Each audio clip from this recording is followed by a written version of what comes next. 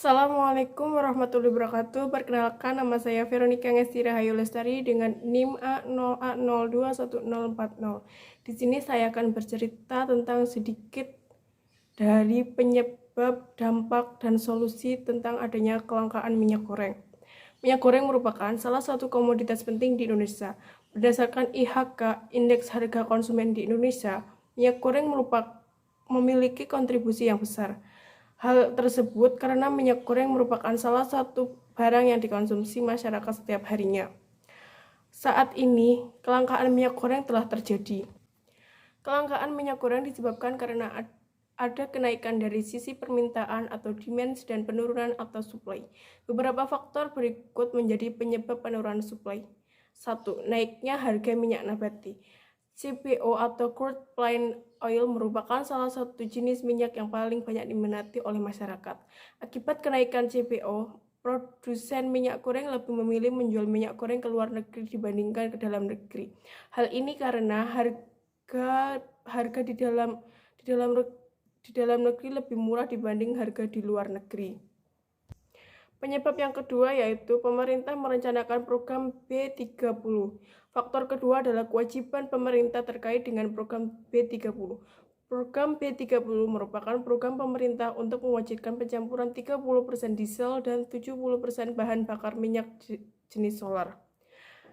Konsumsi yang seharusnya digunakan untuk minyak goreng digunakan untuk produksi biodiesel. Penyebab yang ketiga yaitu pandemi COVID-19 yang belum usai. Adanya pandemi COVID-19 yang belum usai, konsumen minyak dari luar negeri selama ini menggunakan minyak nabati juga mulai beralih ke CPO, sehingga ada kenaikan permintaan di luar negeri terkait ekspor minyak. Jadi, minyak yang seharusnya dijual di dalam negeri menjadi berkurang. Yang keempat adalah proses distribusi dan logistik. Produsen minyak goreng hanya ada beberapa daerah saja, sedangkan distribusi minyak goreng dilakukan di berbagai daerah. Hal ini menyebabkan kenaikan harga distribusi. Berkaitan dengan logistik, harga kontainer saat ini lebih mahal dari sebelumnya. Faktor ini mendorong kebutuhan minyak goreng mengalami kenaikan. Naiknya harga minyak goreng akan mendorong inflasi secara umum. Penyebab yang kelima adalah kebijakan larangan ekspor produk mentah.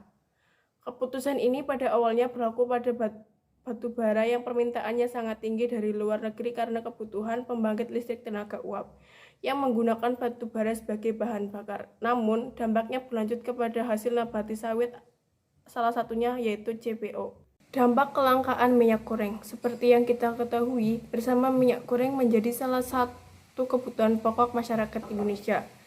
Hal ini dapat ditinjau dari ciri khas masakan Nusantara yang banyak menggunakan minyak goreng sebagai bahan utamanya. Kelangkaan minyak goreng berimbas kepada pelaku UMKM yang menggeluti usaha makanan cepat saji yang terpaksa menaikkan harga jualnya. Adanya kelangkaan minyak dapat mengganggu alur produksi. Bagi pemilik usaha yang menggunakan minyak goreng akan bingung dalam biaya operasional yang semakin tinggi, penghasilan menjadi tidak tertentu.